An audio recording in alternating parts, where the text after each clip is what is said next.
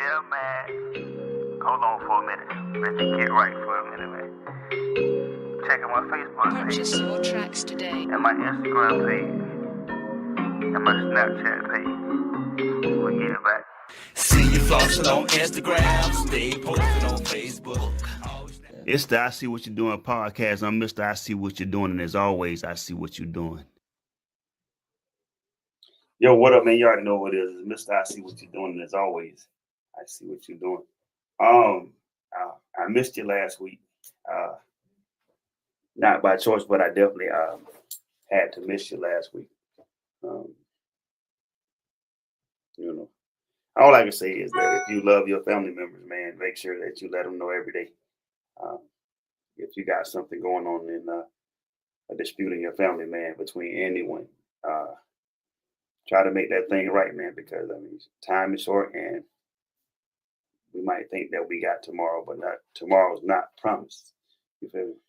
Nothing is promised in this country. Actually, a whole bunch of lies are being told, and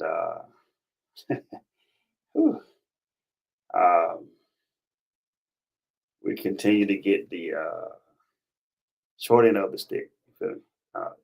First story I want to jump into is it's centered around the government shutdown, which we are at a crossroads again in our country.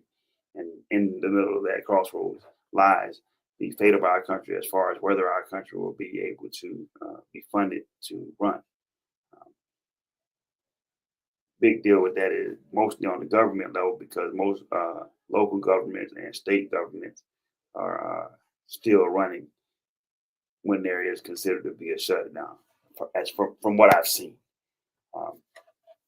I can't say that's in all aspects of the country, but from what I've seen, local government is really not affected as much. It seems to be from a federal level, but yet still, for our government to be shut down at any point is ridiculous when I think about it. But I'm just one man, so. We know that we had a government reopening. We know that there was a deal on the table. One of the portions of that deal was that once the government reopens, we will revisit the idea of, we would go back and negotiate Democrats and Republicans with each other about extending the affordable health care subsidies for another year. But once it was open, they will go back and revisit and negotiate on extending those subsidies so that the American people would not have high premiums, co-pays, and things like that. And that affects about 40 million, if not more, American citizens. And that's not just Republicans, that's Democrat, Independents, or however you want to look at it. Urban areas,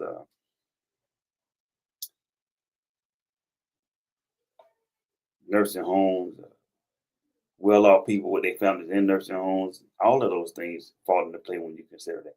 Well,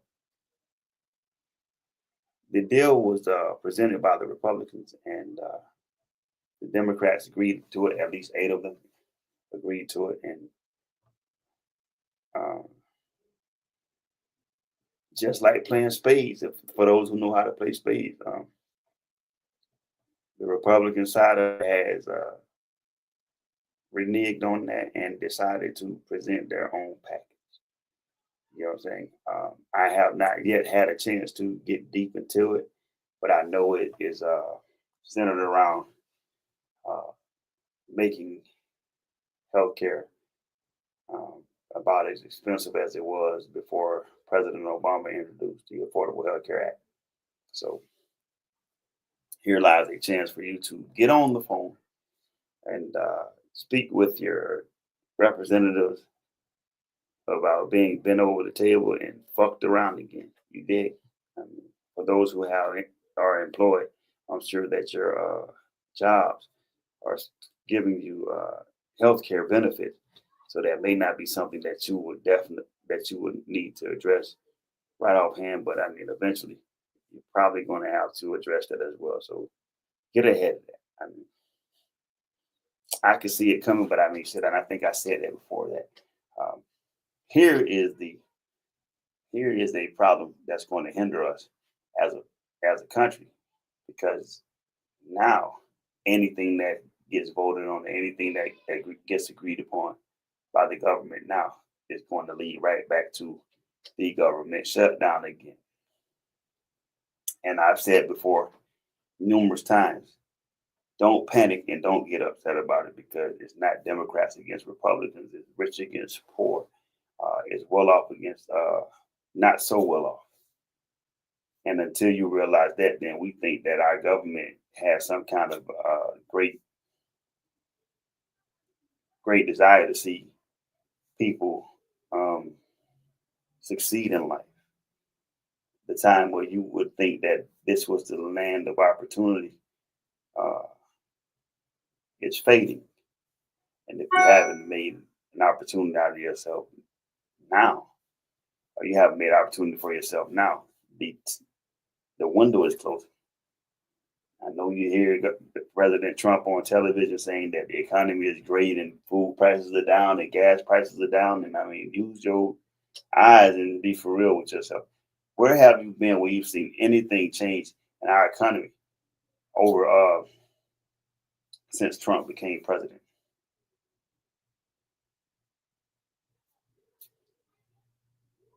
At this particular point, I'm waiting on someone to.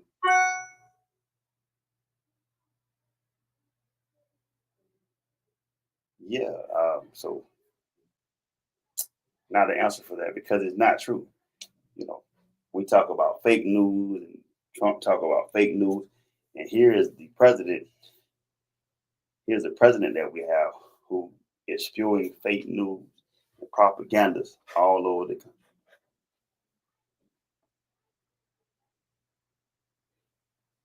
Do you think elderly care will ever get any better?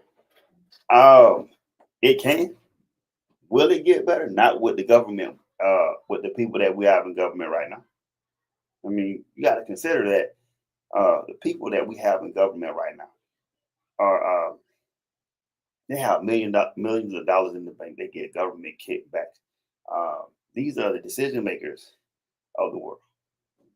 Trump being 80 something, but I mean, someone that's not in that upper class or the elites per se, um, it's not going to get better for you until you change the government as a whole, not a district, not one individual. You have to change the government as a whole. And it's scary to say that you literally have to get rid of everybody in Congress right now that's not doing what they promised to do, and replace them with somebody else. But there always was the case that I pointed out, that you have great aspirations here when you leave here saying, I'm going to go up to Washington and I'm going to change the world. I'm going to make a difference. And when you get there, the pressure of politics and behind the scenes begins to affect you. So do I think it could get better? Yeah. Will it get better? I don't believe it will get any better. Right. I hope for the best. Feel me? But not out of the current state of health. Depending on what age you're right now, you may not be able to collect Social Security. So I mean, how would it get better? And if they tamper with Social Security, then they're gonna tamper with Medicare and Medicaid as well. Part A, Part B, Part C, whatever the case may be. All of it's going to get tampered with at some point. You know, all of it's going to encounter a change at some point. You know, unless you begin to do what you're supposed to do and operate and participate in the democratic process. We're far past the time when we can sit home and hope that everything goes our way. We're far past the time when you got to sit there and think that your voice doesn't count. You got to go out and vote. Or why else would our president be deciding that he wants to change voting rights and the way that people vote? And he wants to change which votes count for what. You know what I'm saying?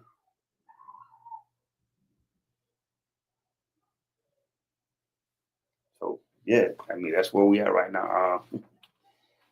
I have a lot of information here to go over with you. In news, also, there's a national conversation. There's a national conversation that has emerged around sentencing law, prison conditions, and rehabilitation program, showing racial and economic disparity. Right. This is a justice, humanity, and national issue. You know, I hear a lot of talk about reforms. I hear a lot of talk about what current conditions look like in U.S. prisons,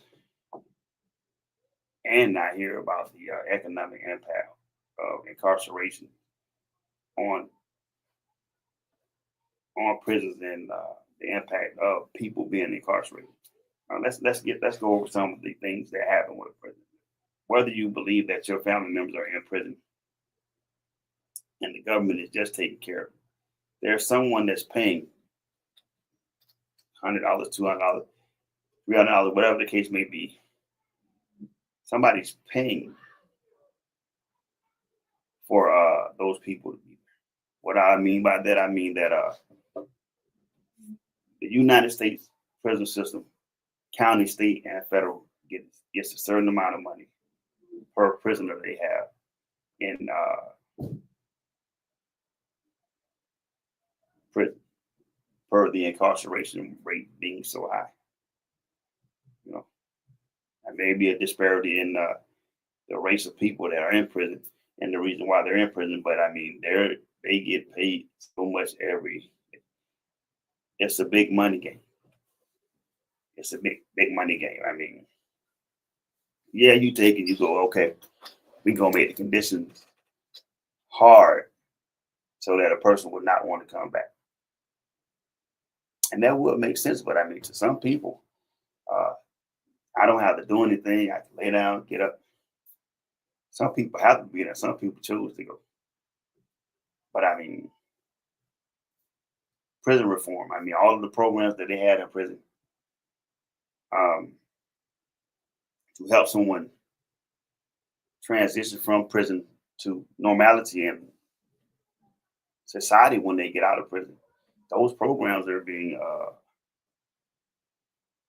reviewed and decided on right now whether they still exist, like a GED program or you being able to get a degree in prison. And here's the thing about getting a degree in prison. If you get a degree in prison, when you come out, the degree doesn't stop you from getting the job. It's the criminal record that you have that keeps you from getting the job. I mean, I know people who have went to prison that I talk to on a regular that have degrees in dental hygienists. They're able to make dentures and partial plates and all types of things, right? But you can't go to those particular places where the jobs are and get those jobs because the criminal background record is going to hold you up. You know? It's by design, but we won't really go into the design of it because I mean, if you ever think about prison and the means of it, it was to punish you. It was to punish you, but it was also to leave you in an impoverished state unless you was well off and you came back home, you had a whole bunch of money stashed away, or you robbed a bank and you hid the money. Then prison is for that. And I mean, we even know right now that some American citizens are being deported to other countries to go to be in those prisons. And not all prisons are the same. I'm sure that you have prisons for the elite where some people call it club fed or club fed, or those conditions are probably much better than a state prison down in Mississippi. So there are talks about prison reform. Like I said, reform movements are gaining traction. Like people are protesting for better conditions. I mean, I've seen a few videos on TikTok and some other places where it's overcrowded and medical care is not up to par, and the prison guards are unruly and violent. I mean, some of the inmates, not all, are responding to the things that happen to them in prison with the guards and with the other inmates. I mean, I don't consider it to be a safe place, but I mean, the conditions that you're in, like the living conditions, the infestations of rodents, and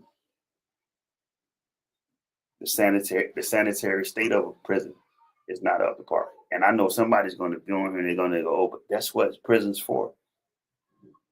Yeah, it is what prison is for, but I mean, shit, we still have to have a humane outlook on it. You feel me? I don't believe that I don't believe that there should be a place that is so dilapidated and run down to where even the guards don't want to be there. That would speak to the condition of the prison as a whole. I mean, you drink water out of the same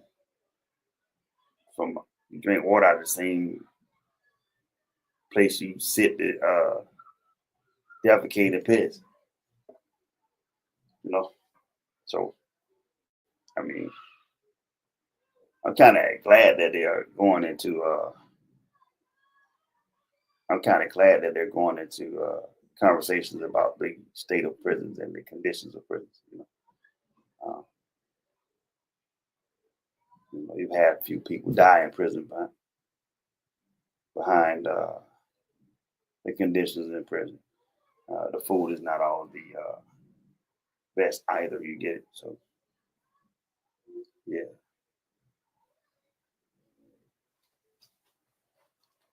Let's move on to our next story, man, because there's a lot going on. There's an environmental crisis in rural America, meaning that a series of water and energy infrastructure failures in rural communities have triggered new calls for environmental policy reform. Basically, what's being said is that a lot of these rural areas are not structured and set up like cities or small towns. Piping,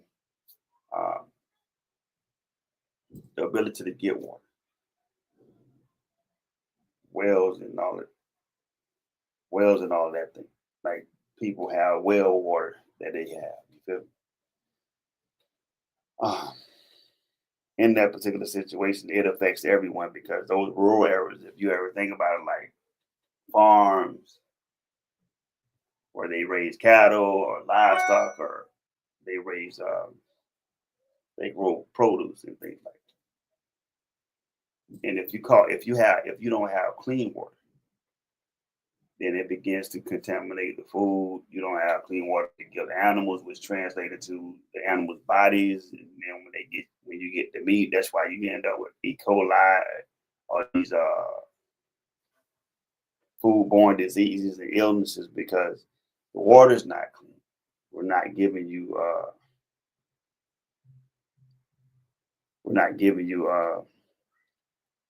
the best product because we're so far out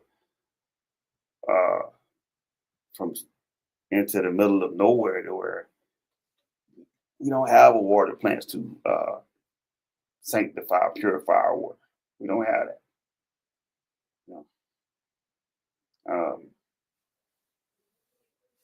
Literally clean water shortages in those particular places. It's I could almost imagine that this should have been addressed a long, long time ago. I could almost imagine that they already knew this. But I mean, when you're trying to buy meat from Argentina, you got to have a viable reason why it's necessary to do that. It also deals with energy costs in rural areas, because I mean there's a lot that goes into getting energy to those particular areas. A lot of those areas don't have the they don't have the resources that cities have. I mean, in an economy that goes that the way that the economy is going right now, you almost think that it's going to cause an instability in our grid as far as energy is concerned. To pull on to funnel energy out into those areas, it's going to cause a rise in cost for supplying energy to everyone. That's when you see big Ticos and People's Gas and Duke Energy and all those particular companies raising rates on people in inner cities because they're exhausting their grids and emitting power to rural areas to keep lights on and to give hot water and things like that. And it's definitely something that needs to be addressed on it from an infrastructural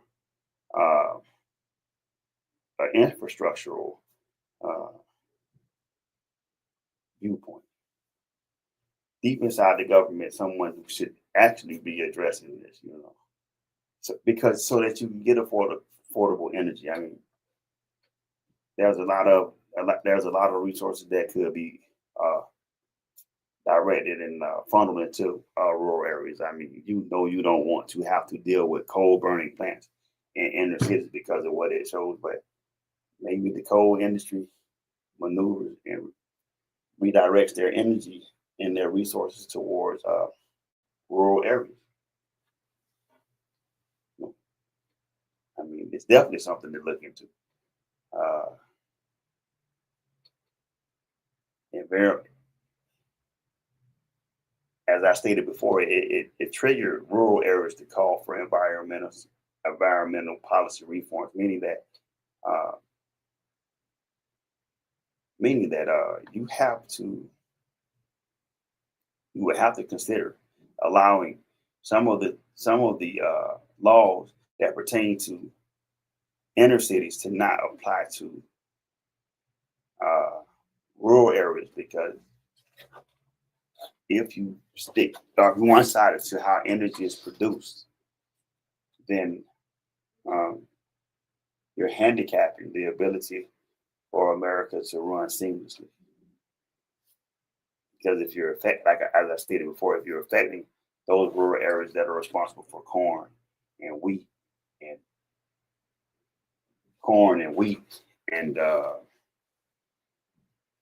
produce and potatoes and all of the things that we need to sustain ourselves nutrition wise, sheep and things that we need to produce to sustain ourselves from a retail standpoint, as far as clothing and the things that are made out of wool and hemp, because I love talking about hemp, you feel me? Because I mean, there's an attack on hemp, and we could definitely get into that. But our resources towards rural areas need to be looked at in a different way. So yeah, man, we got a lot. The next one is going to be a big one, and pay attention. Transition from rural to AI, automated jobs, and actual people working that job. Right? And in this particular situation, I want you to understand exactly what we're dealing with, because there's a drive in this country and most countries for robots to take over some of the jobs that humans are doing right now. If you can remember back when we had the strike, I believe it was in New York, the strike at the port, and that strike was going on because those longshoremen and the people that work at the port wanted to raise they wanted to increase their pay. and the owners that own those particular ports didn't want to pay them because they were trying to transition from uh, human roles in those positions as far as loading and packaging and all that. They want to transition into automated robots and AI,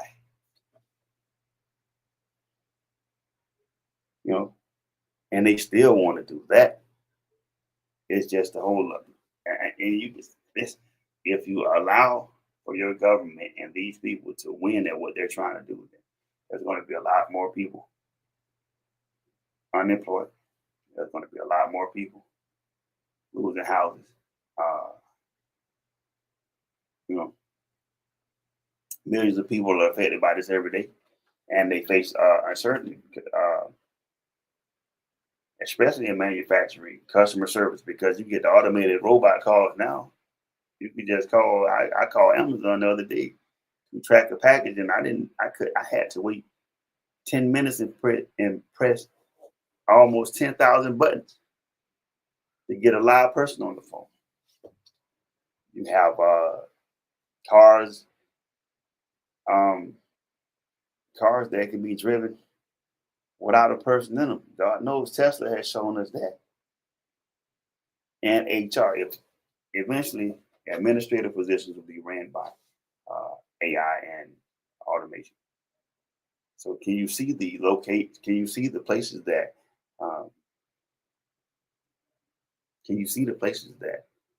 automation and AI is going to affect us? And remember, nothing's perfect. So the secret to that is that the person who is creating the AI and the automation is a human who is putting this information into a AI program like ChatGPT. And we think that it's perfect. But I can tell you that ChatGPT disclaimer is that the robot is not perfect. So in those particular roles, where you would think that a human being would be more proficient at it, or you are trying to replace human roles on jobs because you feel that the AI and the automated robots would be more efficient, then there is still the possibility for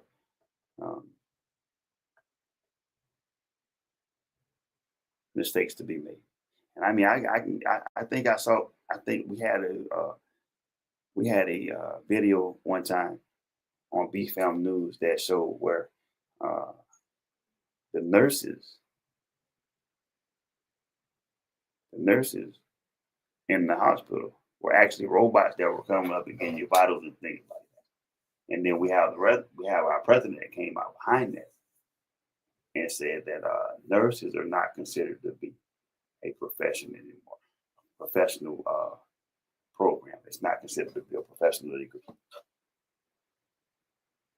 And that's because of the push towards AI. And mind you, I don't want you to think that AI is not a tool that's useful in everyday life. Because I believe that it is. Yeah. I can tell you the type of stuff that I've got done using ChatGPT and all that. But I haven't gotten relaxed enough to feel like I'm going to let a bunch of AI and automated robots determine or push me out of my profession. So what's the solution to that? Because I know everybody would go say, it sounds like doom and gloom, and it's not. It's just me giving you information and bringing attention to where the push is going. Because most of the time you never get a chance to see what's going on. We run all day, cook, sit down, try to unwind. and prepare for the next day for those who are in the working classes and those who know what's going on and are okay with it.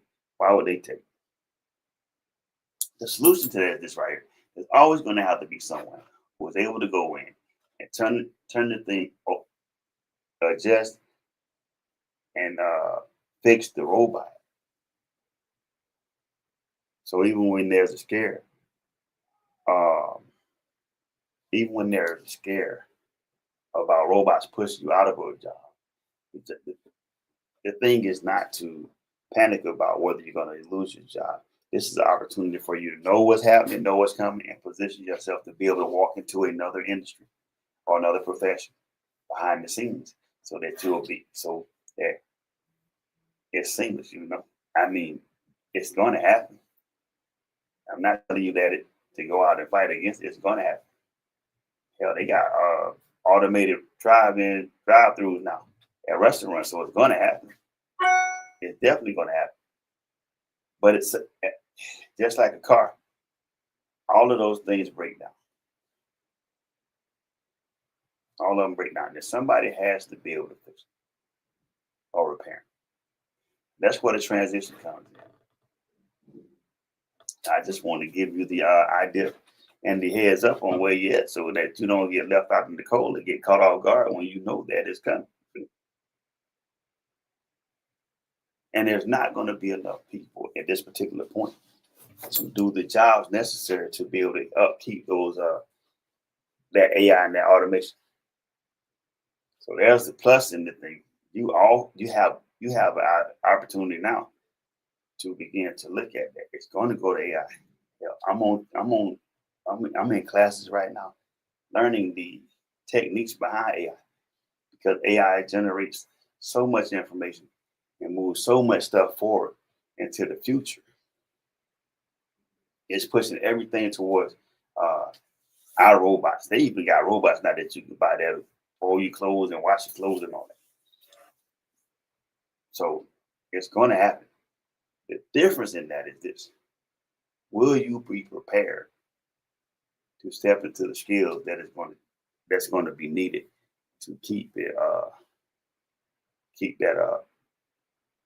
those particular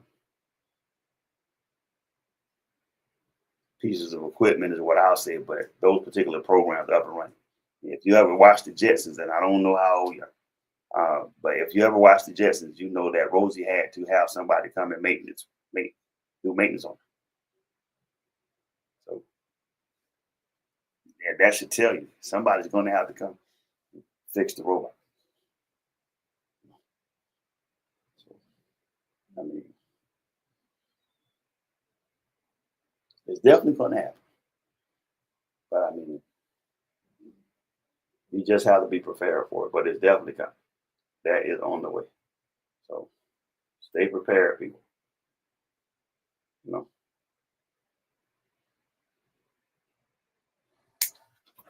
And on another note, our digital privacy is under attack.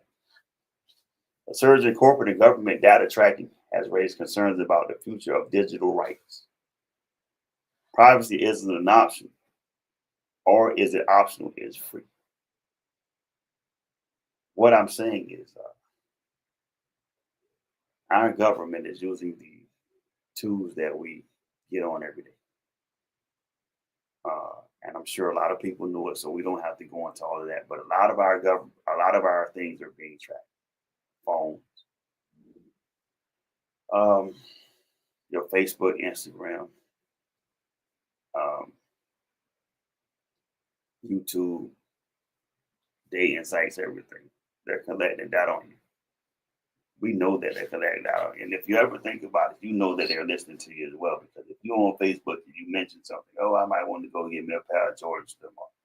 If you close Facebook up or you scroll down a little bit and the Jordans pop up, hell, I went to look for a cruise. And I got a advertisement for all the cruise sites. Now, whether that's a plus or a minus, I think that it's a minus, but shit, I'm BFAM news correspondent. So, and I started out talking about this type of stuff. So I know that I have my own personal monitors who probably track everything I do. Now, what you'll say is I have the freedom of speech, and you do. The thing is this: if it's under attack, that means that someone is trying to take it away. And freedom of speech off of social media would be totally different than social freedom of speech on social media, because you, as a human, you have the right to say whatever comes to your mind here, and you would think that you have the right to say whatever comes to your mind on social media. And then until we find out that we get censored. How do I know that? Because I mean, if you bust down TikTok's community violations, they'll suspend you off of TikTok for 30 days or 6 months or a year if they deem that what you're saying is not conducive to what, or not ingredients to what they believe. You know, you can go turn off the locations and all that stuff right now. Let me tell you, if you turn off your phone, someone can still ping your phone and find out where you are. So do you think that if you turn off the location and turn off permissions on your phone, that they still not monitoring what you do and what you say? I hate to be the bearer of bad news, but that's just not how that works. And then there's new ways to track data. Definitely do your research on these type of things, but they have new data tracking practices. They have different ways that they can track you. This also shapes our government, because we knew that if you could tap a landline, you could tap a cell phone? Nothing on the internet ever goes away. Up and down the internet, 24 hours a day, 7 days a week, we post pictures, we post how we feel, we posted our family members, we post where we going, we get on cruise ships and we go to vacation. We post pictures of the vacations. We post pictures of us on the water.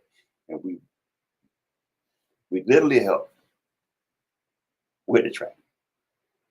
We just operate under the premise that there is no way we could be tracked. And our digital privacy is under attack. So, I mean, again, this is not me doing anything that you don't already know. It's just me telling you that these are the things that are hitting the news right now. And these are the things that we run across on a daily basis. Do we decide sometimes to ignore them? Maybe. Is that a good thing to do? Probably not. You should probably pay more attention to what's going on around you. Man, so AI generated political content is exploding across social media, with several clips being debunked only after millions of views. Truth itself is under attack. And in 2025, a fake video can shift opinion before facts catch up with it. Do you see it? I mean, if you ever look at the way TikTok goes and all of these other social media sites and all of these other places where information is produced, you can see AI generated figures. You can hear the people talking like robots. You can hear, you can hear after you fact check information of something that Trump may have said, or something that Gavin Newsom may have said, or something that Ron DeSantis may have said. And that information gets misconstrued and twisted up by AI. You'd be amazed at stuff that you can do on AI. You can create videos and you can create other likenesses and all of that stuff on AI.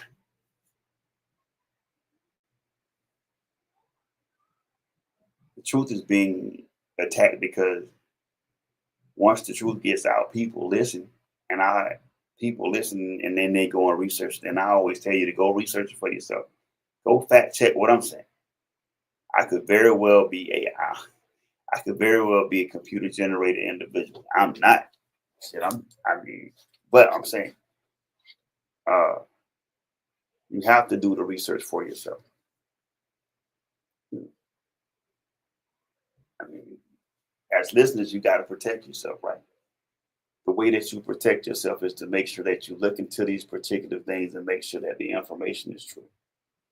Most of the time, we just hear stuff and run with it. Most of the time, we get information that we start saying, telling right then, I'll give you a perfect example. The Speaker of the House just made a statement that Barack Obama made 500 unauthorized and illegal drone strikes in Iraq and surrounding countries.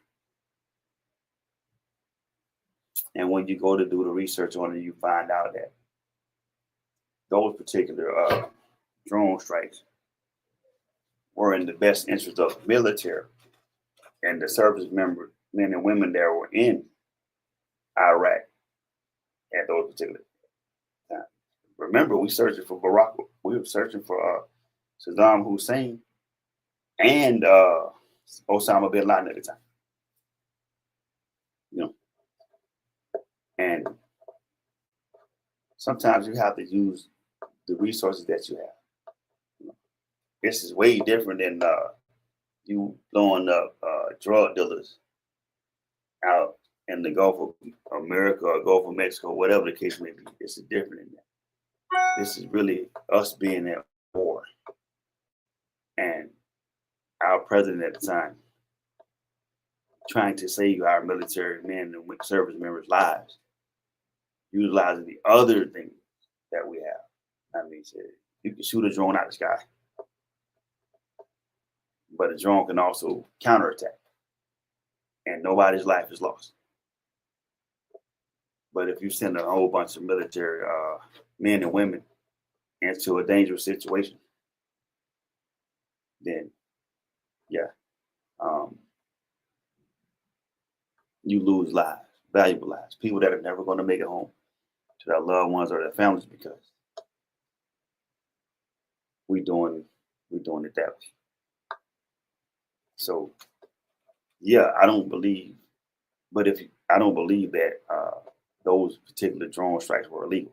But if you listen to it and you bias towards it, then you're gonna go, well, yeah, that's right.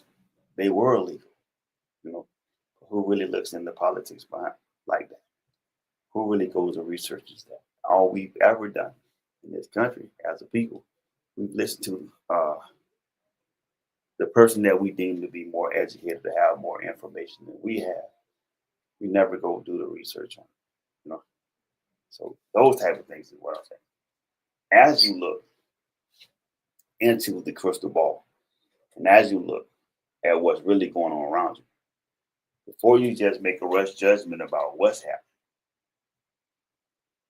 before you make a rush judgment about what you're seeing, it behooves us to slow the clock down and slow the picture down so we can see what's going on in front of us and what's going on behind us and what's possibly going on behind that. And the reason why I say this is because of my next segment. This is the one that's probably going to take me out of here. So I wanted to go directly into it. Put your seatbelt on, bro. We finna go into a deep one, man. But before I go there, I just wanted to say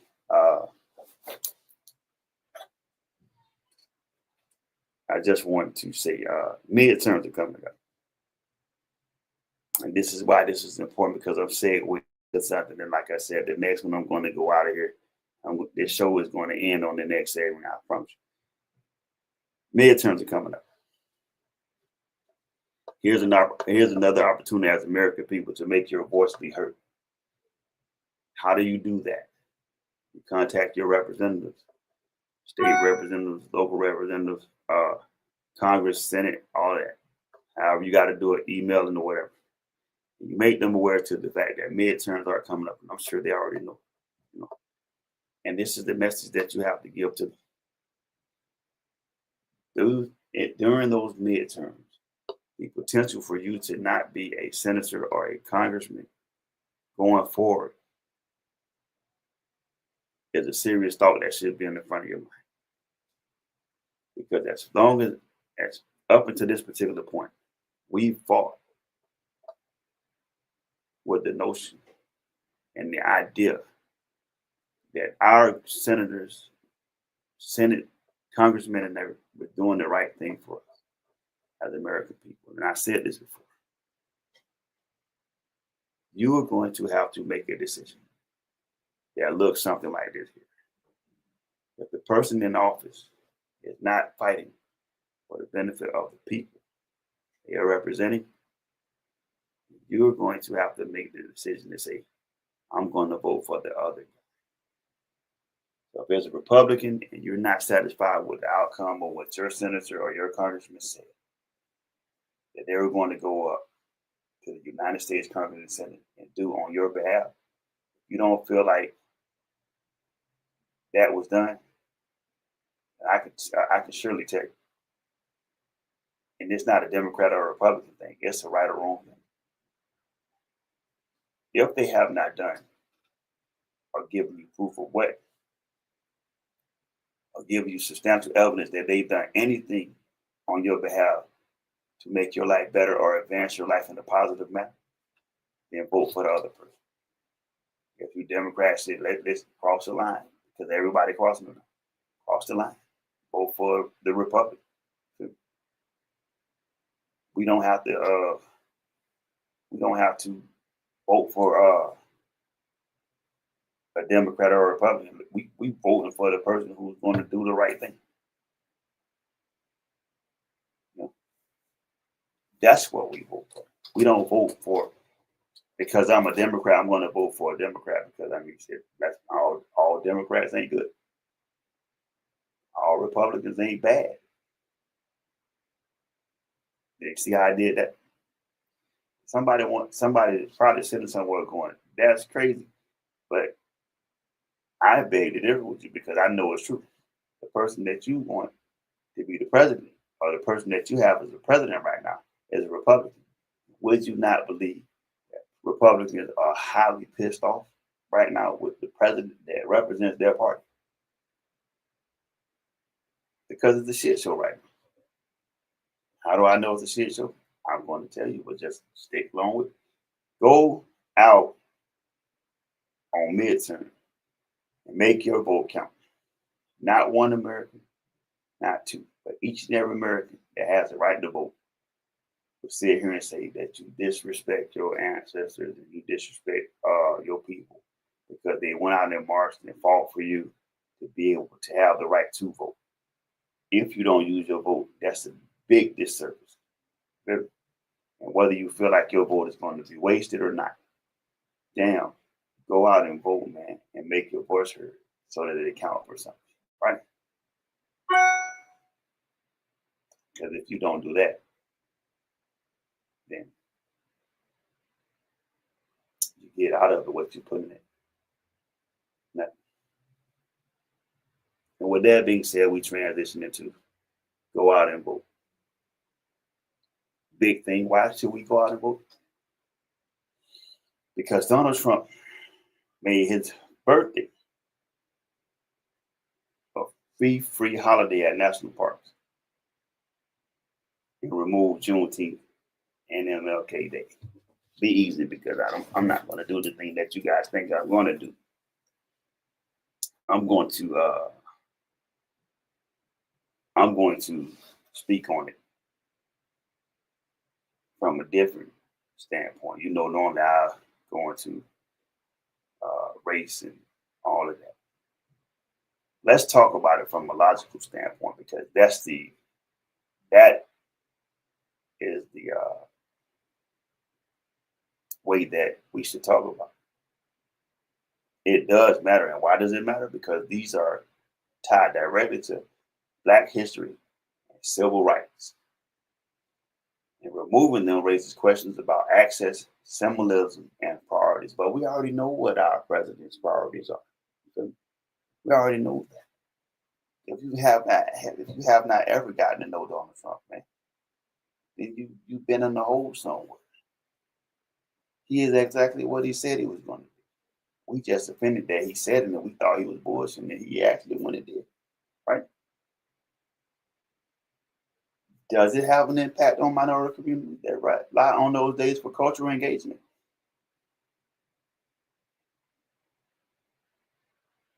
Does it send a message about national values? And the debate over federal access policies lift up and who they leave behind. Those are what we were told. It doesn't leave us behind. I'm going to tell you a secret.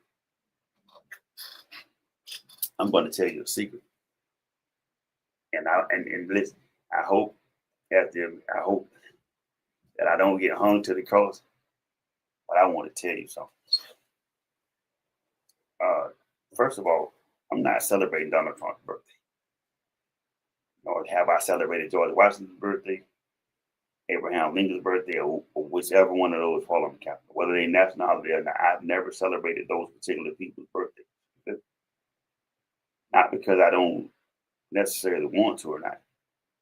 I could damn near remember when they are. Not President's Day or none of that have I celebrated. I have not celebrated one of them. Here's the thing.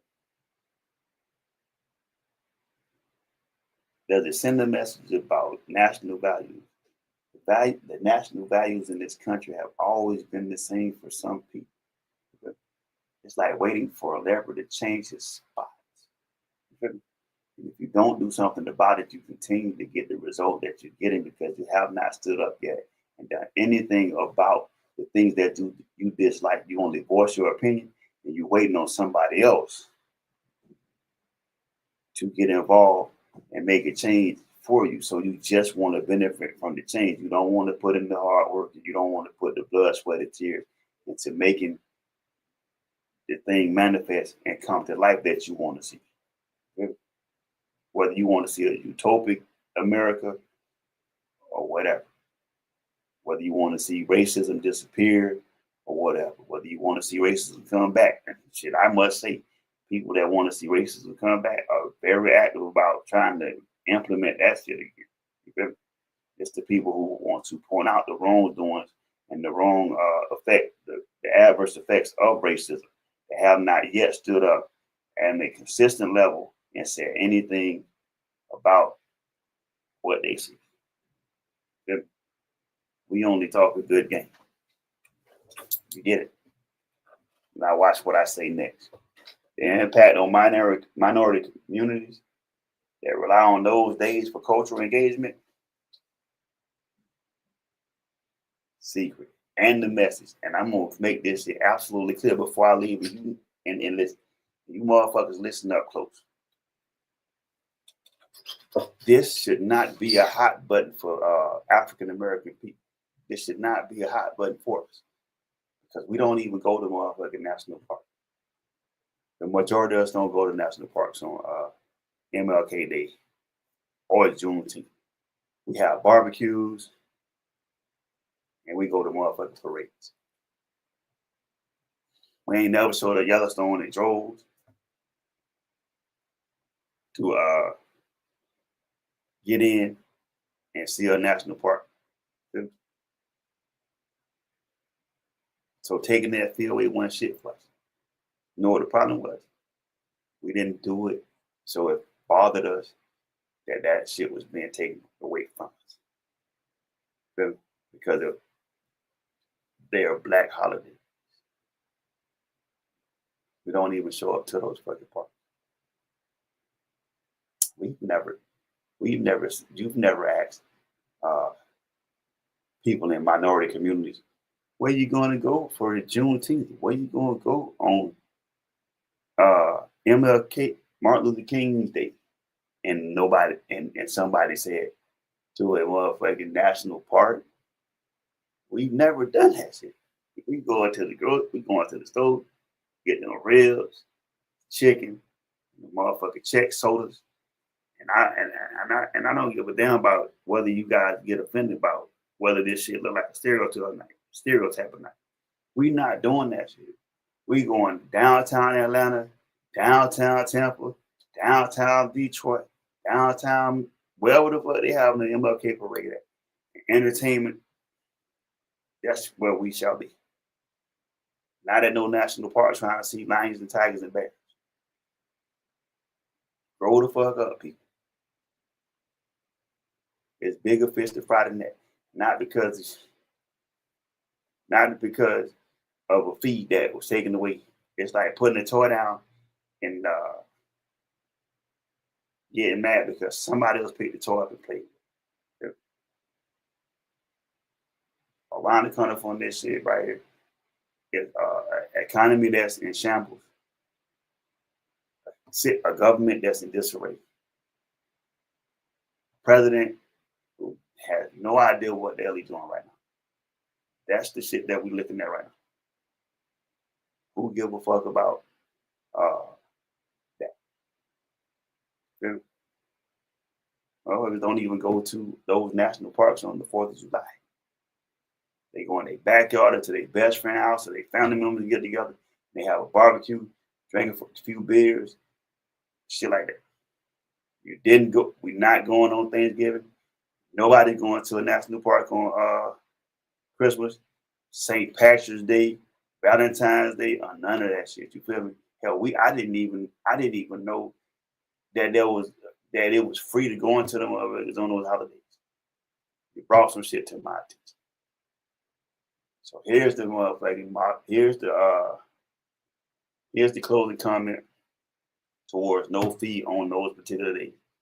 STFU, who gives a fuck? Feel me? For real. That shit don't matter and don't change the fact that we have motherfuckers out here taking books out of libraries, history books, and trying to erase American history. And you would be pissed off